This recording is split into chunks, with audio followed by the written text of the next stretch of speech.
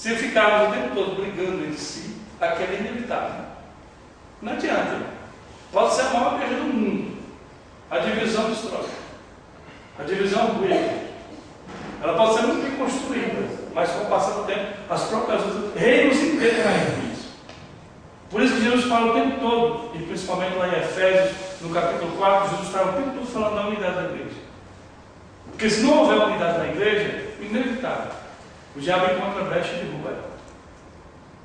Ninguém consegue fazer tudo sozinho. A Bíblia fala que é para o aperfeiçoamento dos santos, que há os dons do ministério, para que venha unidade no corpo de Cristo. O mundo estava preparado para ele. A Grécia, de um lado, entre suas lutas internas, e uma guerra de 27 anos entre Atenas e Esparta, enfraquece totalmente a Grécia. A Macedônia, ao norte, fazendo agora alianças o tempo todo com o inimigo da Grécia, a Pérsia, se fortalecendo, se estruturando. O próprio Filipe II, Filipe II, ele se preparou na cultura grega, ele conhecia as estratégias militares da Grécia e tudo. Agora o Filipe, vamos conhecer um pouco sobre ele, o rei, filho do rei Amintas, governa a Macedônia do ano 359 até o ano 333, tendo sido educado em Tebas, assimila a mentalidade grega clássica e também estuda as reformas militares de Epaminondas. As táticas militares deste grande comandante tebano, nascido por volta do ano 420 a.C., foram o segredo da breve hegemonia de Tebas sobre a Grécia. Como vimos lá acima, a Grécia acabou, pelas suas guerras internas, sendo submetida à Macedônia. A Macedônia era rica em ouro e financiadora de um exército forte e ofensivo, cuja eficácia se deveu muito aos esforços pessoais de Filipe. Era uma barreira entre a Grécia e o mundo bárbaro, mas os conflitos da Tessália e a intervenção de Tebas a introduziu no quadro da grega. Então, na verdade, os macedônicos eles eram gregos por adoção. Eram gregos que, se fosse pelos atenienses, eles nem estariam ali. Mas como era um povo forte, rico em ouro, tinha um exército muito bom, e estava o tempo todo fazendo tampão para os povos de cima, não valia a Grécia, eles fazem um acordo. A força do exército, irmão, e foi usado isso aqui pelo pai de Alexandre e depois de Alexandre, ninguém até esse momento não tinha usado essa estratégia de guerra. A história, ela prova como Alexandre o Grande, ele derrubou o exército medo-persa em Dário III. Alexandre, ele tinha muito menos soldados. E ele, lutando agora para derrubar o exército medo-persa, Dário III, sabendo que Alexandre estava vindo contra ele, mas a profecia da Bíblia falava, irmão, e é muito clara, que o leopardo com 4 cabeças e 4 asas haveria de substituir o urso. E depois dos braços e o peitoral de prata, seria substituído pelo abdômen de bronze. Não tinha jeito. Primeiro era bíblico. Mas Deus, ele tinha que usar as situações da terra, naquela circunstância histórica. Então Dário III ficou sabendo que o Alexandre o Grande estava vindo com o seu exército, um exército muito menor do que o exército de Dário III. E nós vamos ver daqui a pouco o tamanho do império. Como Dário III tinha um império muito grande, era muito grande o império medo-persa. O império medo-persa talvez fosse 30 vezes maior que a Macedônia. A Macedônia com a Grécia era muito pequena em relação ao que eles eram, o que eles tinham. Ela tem uma diferença muito grande de soldados. Então, quando Dário III soube que o Alexandre o Grande estava vindo, marchando agora para tomar as suas tropas, ele escreveu uma carta para Alexandre e disse assim: ele escreveu a carta, mandou um cofre com poucas moedas dentro do cofre, uma carta, e dentro do cofre tinha moedas, a carta e um chicote. E na carta ele dizia assim: Alexandre, menino, estou sabendo que você está marchando para tomar o meu grande exército. Aí vão algumas moedas de prata para pagar as poucas despesas do teu exército. Mas se você persistir nesse intento de tomar o meu grande império, aí também está indo uma chibata. que menino travesso como você merece apanhar. Alexandre fica doido, irmão. Alexandre o Grande, ele já guerreava desde os 16 anos de idade, derrubando impérios do pai dele, Filipe II. De um lado, Alexandre às vezes governava por generais velhos de Filipe, do outro era Filipe. E até conta, dizem, na questão literária, que Alexandre, por algumas vezes, chegou a fazer com que o pai fosse, ele sendo no emboscado, ele libertar o pai. Foi responsável por salvar o pai por algumas vezes. Então era um moço com 16 anos de idade, já era um guerreiro no campo de batalha. Alexandre o Grande tinha 1,50 m, mas quando subia no seu cavalo, não tinha gigante que não derrubasse. Então ele, quando recebeu a carta, lê a carta para os seus generais, os generais ficam irados. 6 dias depois ele passa o Marageu e derruba o Império de Dário.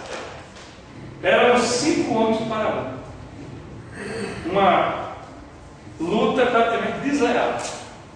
Para cada 40 mil gregos havia 200 mil. 200 mil soldados europeus. E um dos grandes segredos desse sucesso que Alexandre começa com seu pai. O rei Filipe era um grande estrategista militar. E ele começa, agora pegou a forma dos tebanos de ir para a guerra e adaptou e preparou, mais do que já havia, a falange. A falange tebana, que é adaptada para fins ofensivos, torna-se o principal instrumento de suas vitórias e das vitórias de Alexandre Magno. Imagine você brigando com uma criança. A criança vem, você coloca a mão na cabeça dela e não lhe alcança. É assim que a falange ia. Com lanças com 5 metros. Entrava no campo de batalha, rasga com 5, 6 homens no meio. Ninguém segurava. A falange lutava como só homem, enquanto uns golpeavam, os outros fechavam o espaço. Era tão bem treinada que uma falange com 200 homens ganhava qualquer exército pequeno. Porque eles eram muito treinados.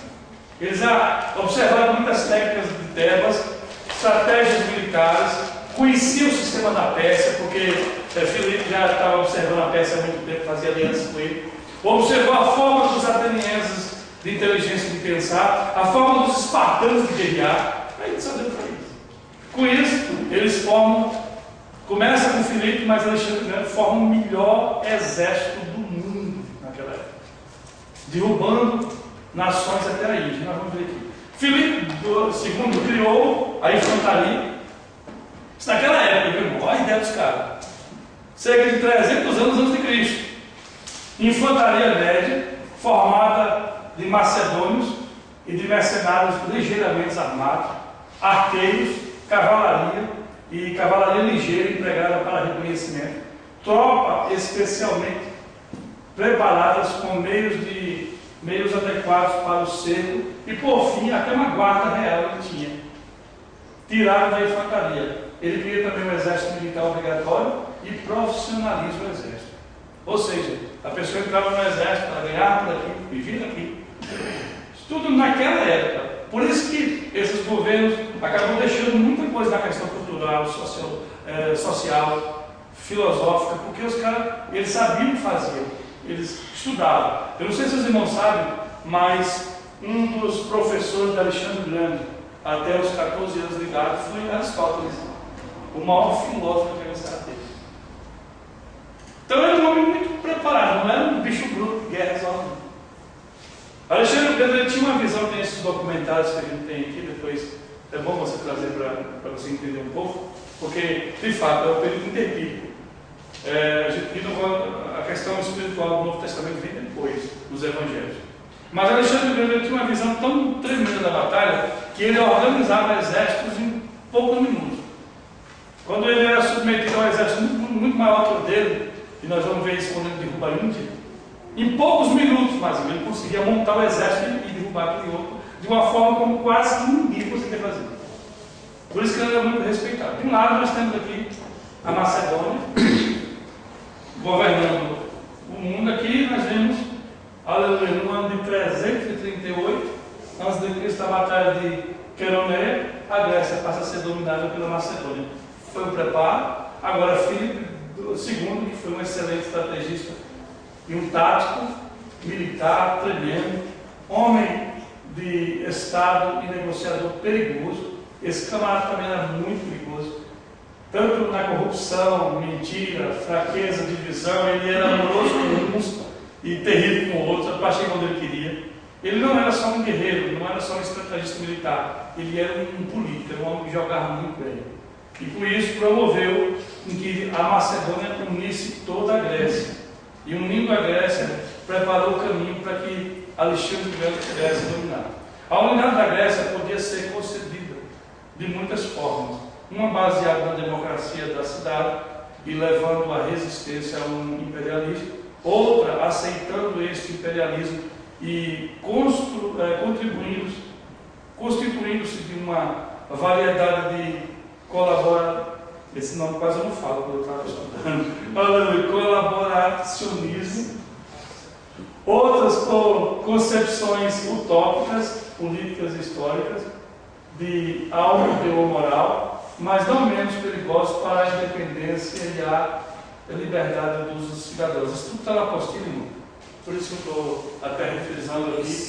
Filipe II instituiu em Corinto uma liga helênica permanente, onde ele dizia que todas as cidades participassem, menos a Esparta. Esparta era terrível.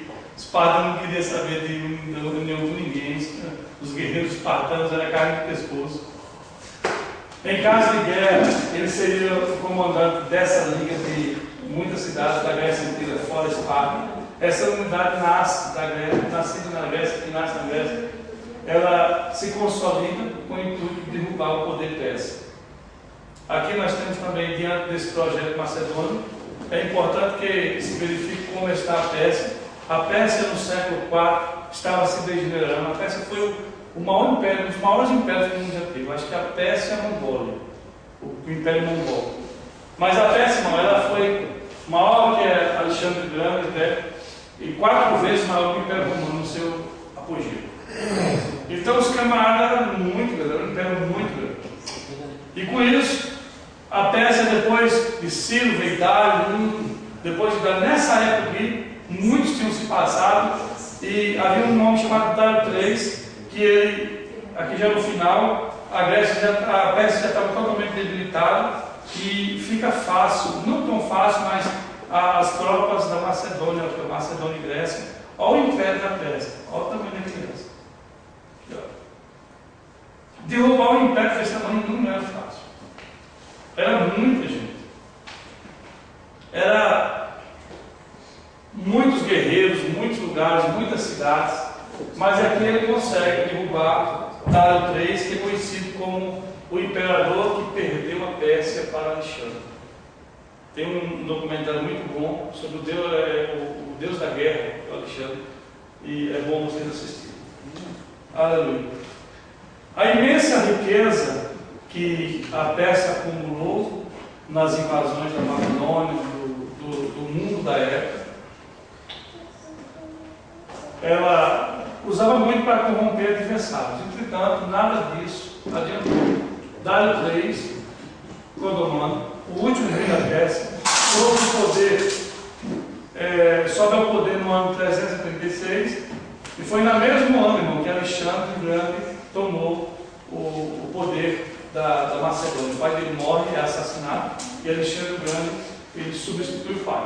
Há quem diga que foi o próprio Alexandre que matou o pai, porque o pai de Alexandre ele tinha se casado com a esposa, uma sobrinha do seu general, e Alexandre o Grande era filho de pai macedônio e de mãe de outro país, então ele não era um macedônio legítimo.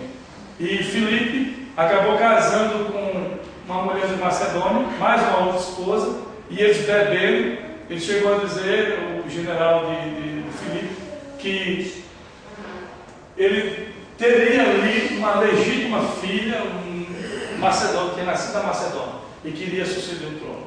Alexandre deve ficar doido. Ele falou: porventura, seu bastardo? E tudo indica, porque Alexandre o Grande é o próprio executor do pai, foi ele que manda, ele e a mãe dele acaba mandando destruir a morte do pai. Nós temos no final disso tudo, desse império, o mundo armado aqui, para que Alexandre o Grande comece a dominar todo mundo da época, e na próxima aula nós vamos falar sobre isso. E antes de fecharmos aqui, eu quero as perguntas.